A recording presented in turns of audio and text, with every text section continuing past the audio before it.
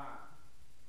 And when he heard of Jesus, he sent unto him the elders of the Jews, beseeching him that he would come and heal his servant. And when they came to Jesus, they besought him instantly, saying that he was worthy for whom he should do this. For he loveth our nation, and he hath built us a synagogue. And Jesus went with them.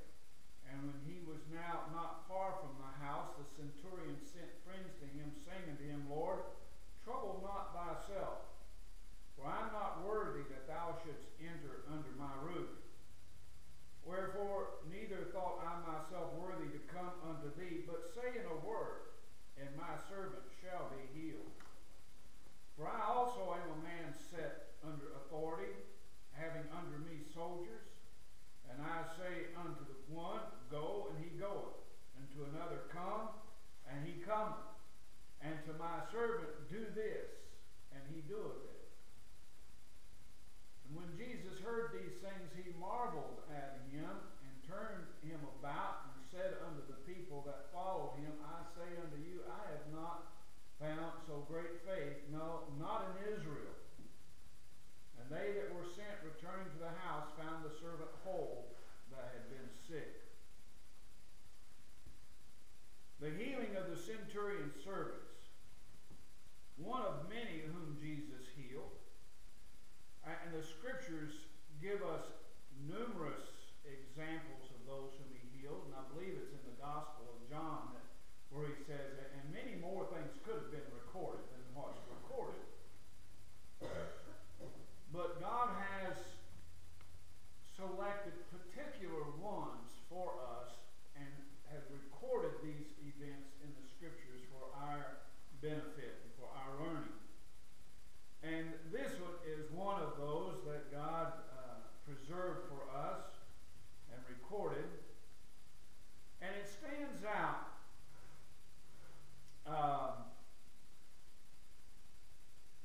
we have the account also in the Gospel of Matthew. Matthew's a little bit different. Matthew has, as it were, the centurion came and met Jesus, where Luke records that he did not. But this account is so rich on so many levels, it's hard to know where to begin. But as we look at this, the city of Capernaum, this occurred in this great city, which was in the north, close to the Sea of Galilee. Capernaum became the Lord's headquarters or base of operations in the region of Galilee, and where many of his miracles were done. Matthew chapter 11.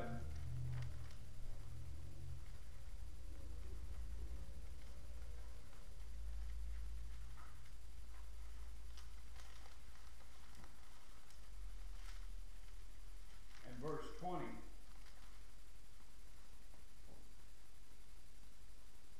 Then began he to upbraid the cities, wherein most of his mighty works were done, because they repented not. Talking about the cities as a whole.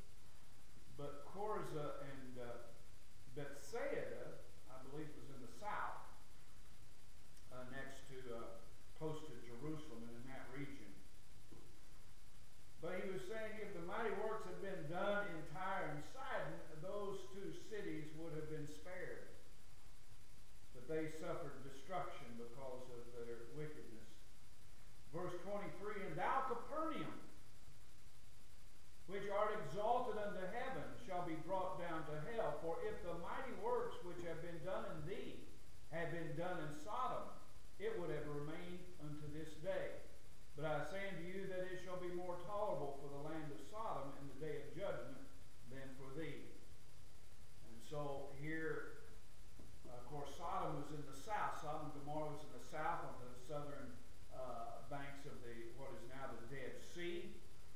And Capernaum was in the north next to Galilee. So his comparisons kind of crisscrossed the map, the region from the north to the south.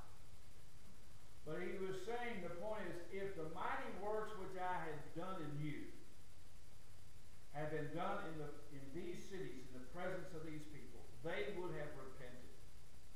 And they would still be here. But because they did not receive that light, in the day of judgment, it will be more tolerable for them. And so there's a lesson here that even in the laws, among the laws, there are degrees of judgment upon them. They may all be cast into hell. But I believe there will be degrees of torment, degrees of punishment in hell based upon the amount of light that has been bestowed upon them. That does not bode well for America. I was thinking about that, and when I was praying that God would spare America for the sake of those churches here. And I was thinking, for the sake of the things that America has stood for, but then I thought, well, that's the very reason that America will come under judgment, and such severe judgment, because the light, the knowledge that had been bestowed upon this country in the past will render this generation so much more judgment that they are without excuse. So, again, I go back, well, for the sake of the churches and your people that are here, spare this nation. So, Capernaum is the city in our text.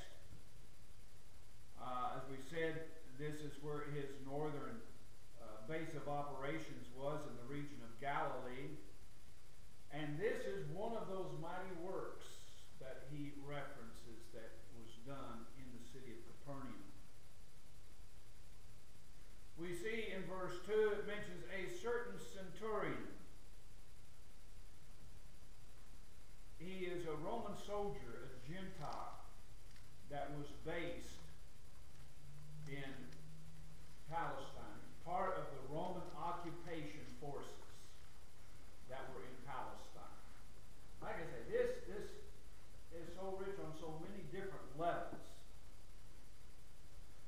The Romans, in particular, were hated of the Jews because they were foreign occupiers. We hear so much today. How people look at America in these other countries and so on, and how they look at anyone that's from the outside that's coming in as foreign occupiers. And so many nations, as you look back through the history, have been occupied at one time or another by another country. This is the history of mankind. But we see an example here. Here was a centurion, a Roman soldier, a Gentile, part of the occupation forces in Israel. One whom the Jews would have had no dealings, except it seems that this man was a proselyte. A proselyte was a non-Jew that had converted to the Jewish belief. A man, we see, who had rejected the many gods of the Romans and other pagan deities. Now, it was possible that this man was not even a Roman per se himself, an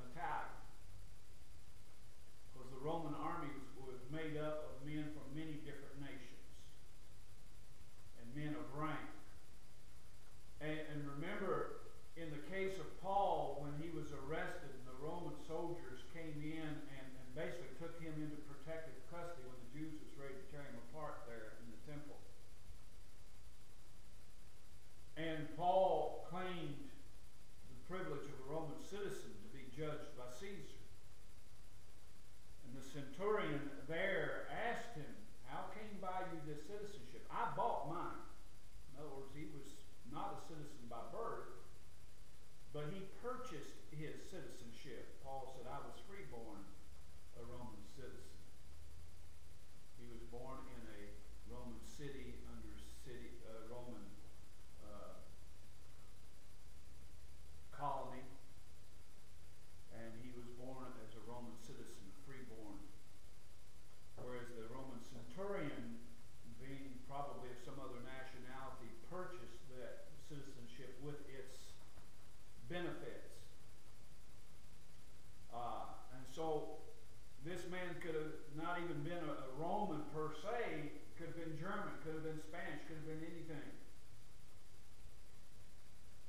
And whatever pagan deities he had worshipped before becoming a Roman soldier and rising up through the ranks, we don't know.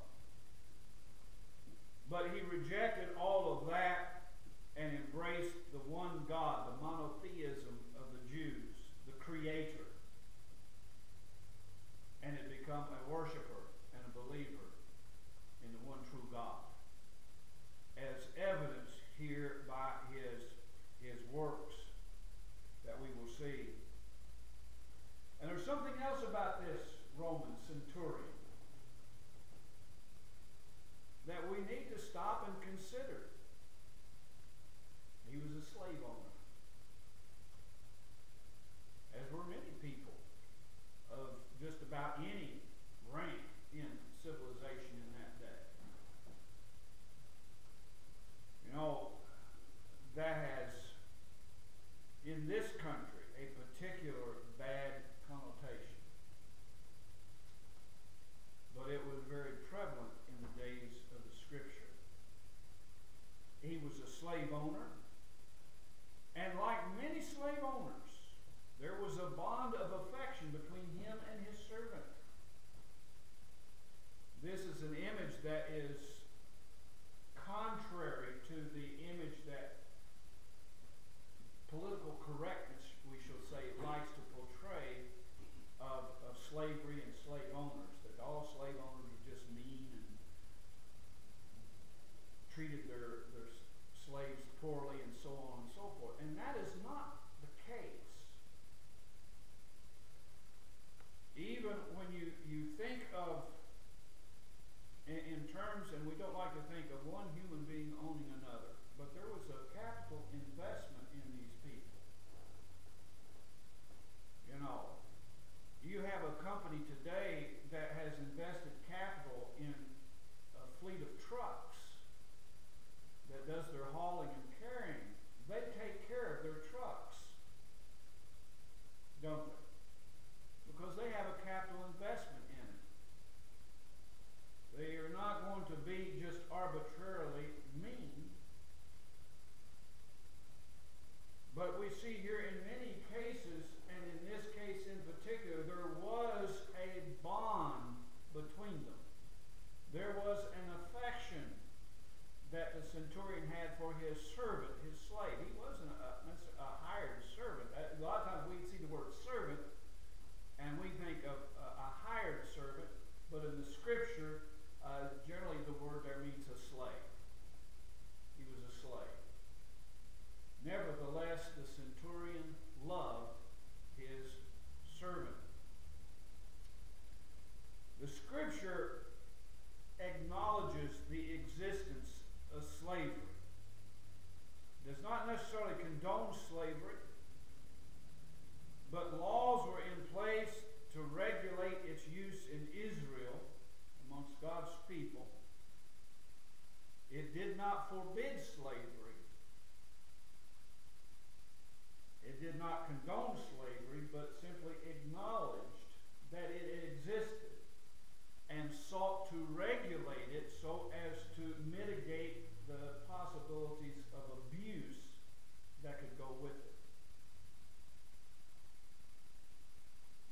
We need to keep that in mind. Slavery, like the poor, is a condition that is always with us.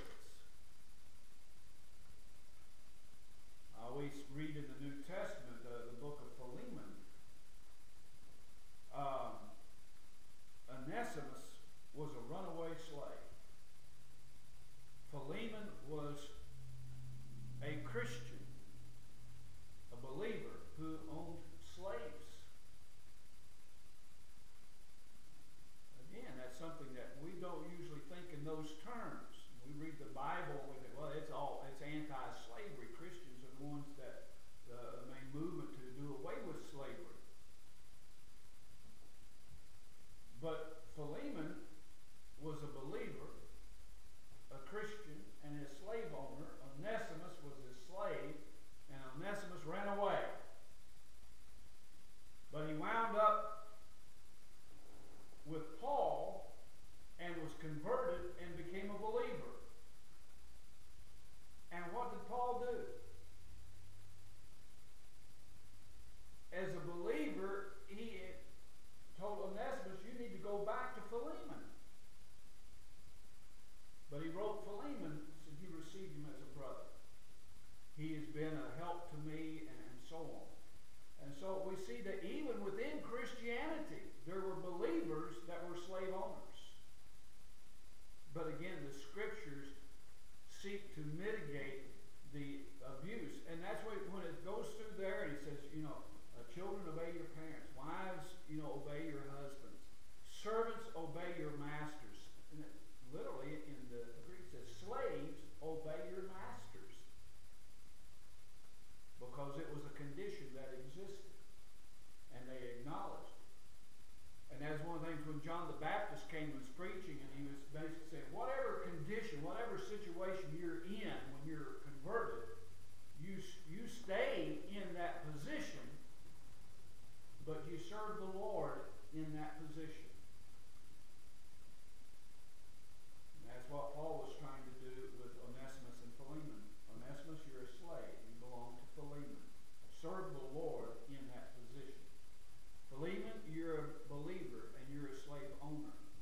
Serve the Lord in that position. Treat him as a brother. And so on. And so we see these things that were present.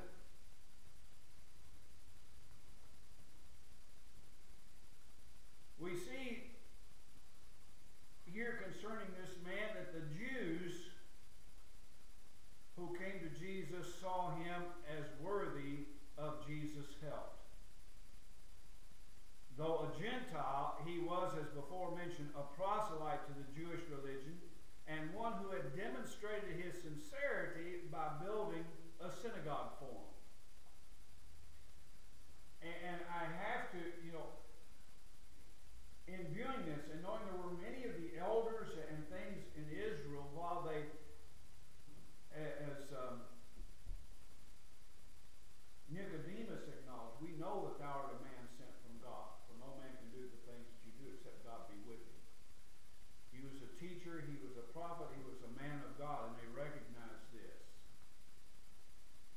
Yet there were many that did not recognize or receive him as the Messiah. And I tend to think of these men here in that category. They respected Jesus as a teacher. He must have been someone sent from God. But they are Jews. Jesus is a Jew.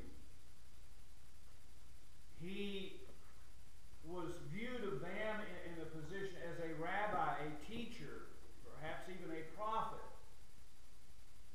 of the Jews. And so they're coming to him, Jews to a Jew, to help this Gentile whom in their religion could accept because he'd become a proselyte. But they're looking on the outward appearances here. And they say, he's worthy. I mean, he loves our nation. And he's shown his love for our nation because he built us a synagogue. They were looking on the outward appearance, on the material benefits that this man had shown. tend to look on the outward appearance, the deeds, the material things that they can benefit by, but God looks upon the heart. And this brings me to the point, I think Jesus already knew this man. A certain centurion.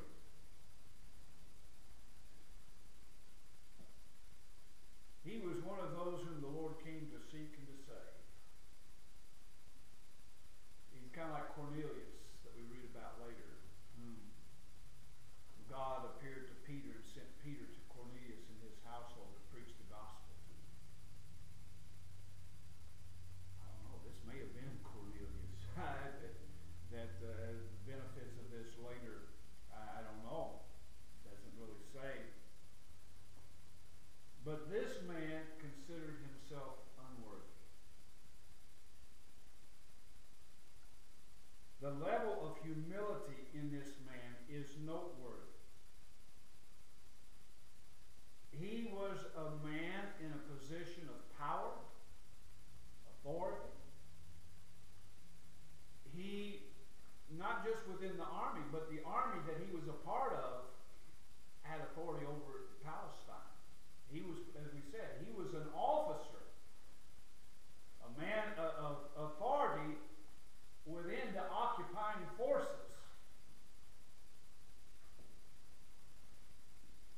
He was someone who had position, had power, and evidently he had some wealth as well.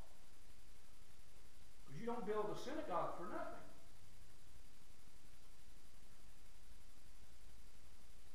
Humanly speaking, he was someone who was, we would think of as a worthy person, a person of position, a person of power, a person of wealth.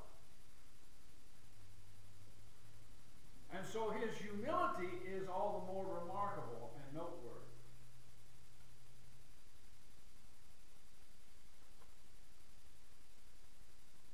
Jesus was the Jewish Messiah. At the very least, he was recognized as a rabbi or a prophet. He was a Jew. As a Gentile, even a proselyte, it was not appropriate behavior for a Jew to enter into the house of a Gentile. And the centurion knew that. He did respect the laws and the customs of the Jews. He was a true believer. And he saw himself as a Gentile, unworthy. And notice how he said, when he sent his friends, and he said, and it was not appropriate for him to be seen in public talking with a Jew. You see. And so, as Jesus came, he wanted his servant healed. He wanted him to live. And he knew that Jesus was the one who could do this. But he still acknowledged the customs of the people that he was among. And as Jesus came, and he was now not far from the house, the centurion sent friends to him, saying unto him, Lord, trouble not thyself. Don't put yourself in a compromising position being seen with a Gentile. I am not worthy for you to enter in under my roof. Wherefore neither thought I myself worthy to come unto thee. Look at the humility, the respect, the behavior of this man.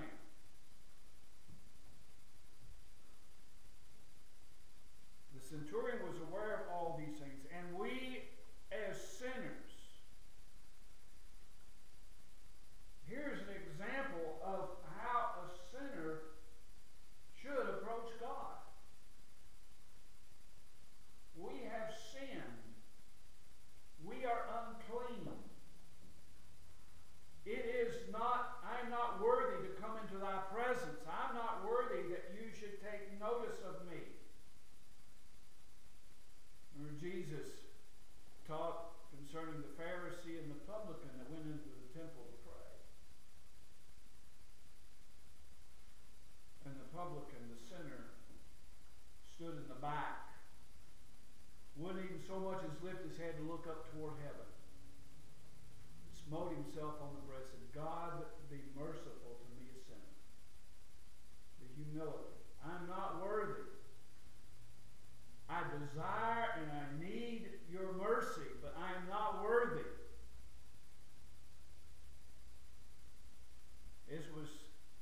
centurion's attitude. And this man also saw the Lord as able.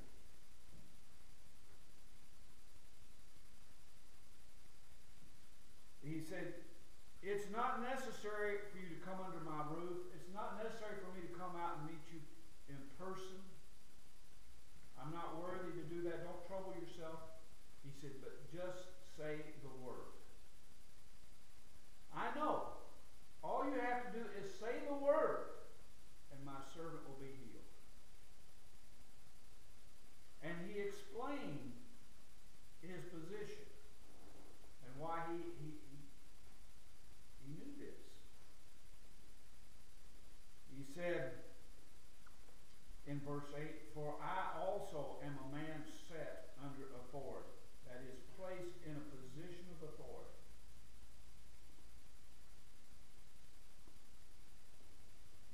You know, just prior to him entering into Capernaum is when Jesus had delivered the Sermon on the Mount. It was not that far from there.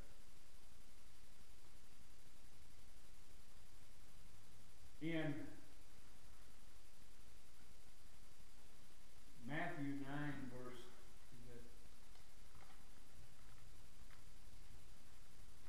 Matthew 7.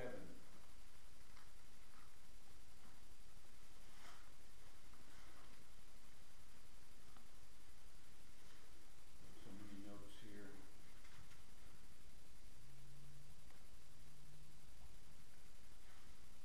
Matthew chapter 7, verse 28. It came to pass when Jesus had ended these things, the people were astonished at his doctrine, for he taught them as one having authority. Notice the scribes. Luke chapter 4, a few chapters just prior to this, which is marking the same, verse 32. And they were astonished at his doctrine, for his word was with power. His word was with power. He spake as one having authority. And the centurion says, I'm familiar with that. I see what's happened. You have authority. You've been given authority. All you have to do is speak the word, and it'll be so. I also am a man set under authority, or placed in a position of authority, having under me soldiers.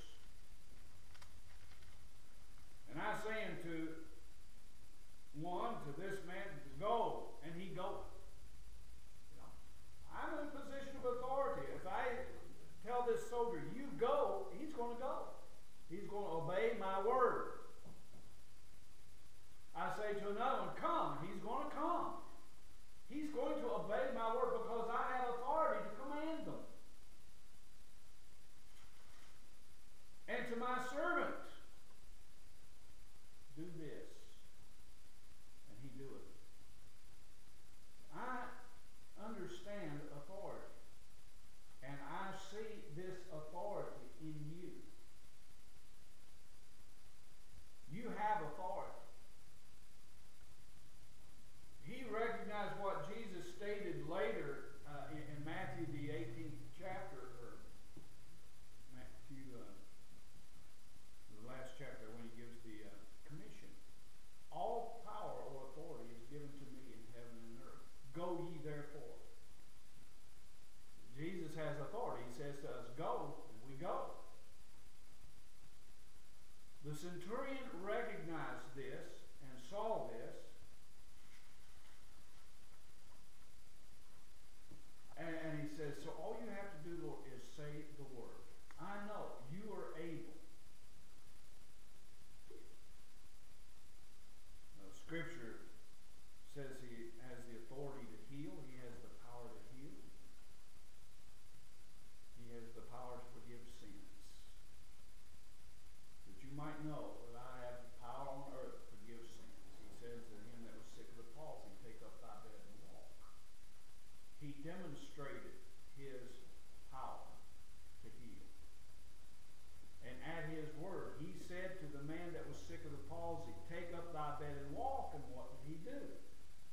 he obeyed the word. He was healed, and he took up his bed, and he walked.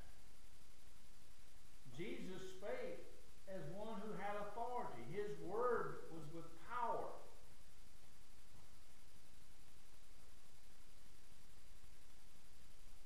And when Jesus heard these things, he marveled.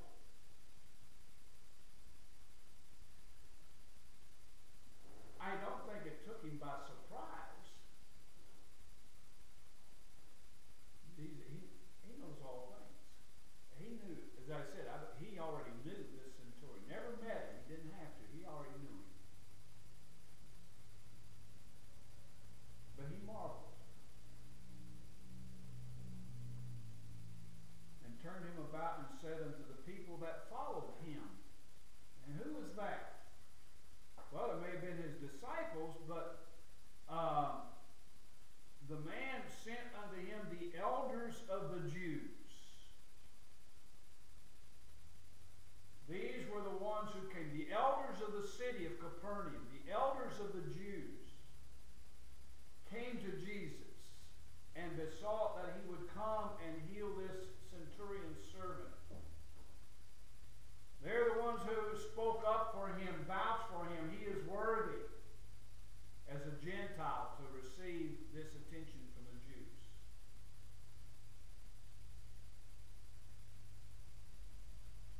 And it is to these elders of the city of Capernaum that he makes this remark. I say unto you, I have not found so great faith, no, not in Israel. Boy, was that not a shot across the bow.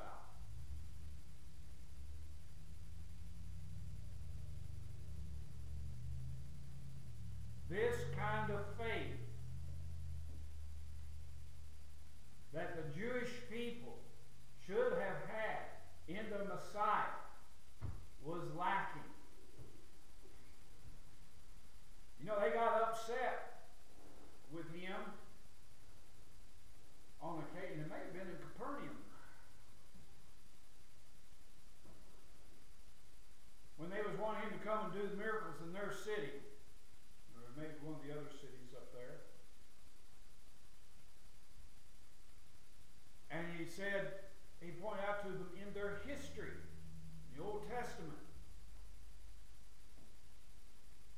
I believe in the days of Elijah, he said there were many widows in the land of Israel. But God didn't send his prophet to any of them, though he sent him to a Gentile widow. Well, they got mad.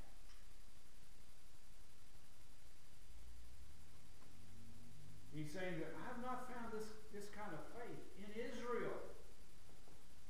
But here's a Gentile. Here's someone you despise.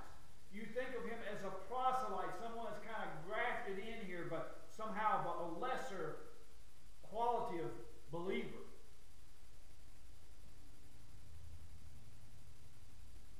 But I haven't found this kind of faith in Israel.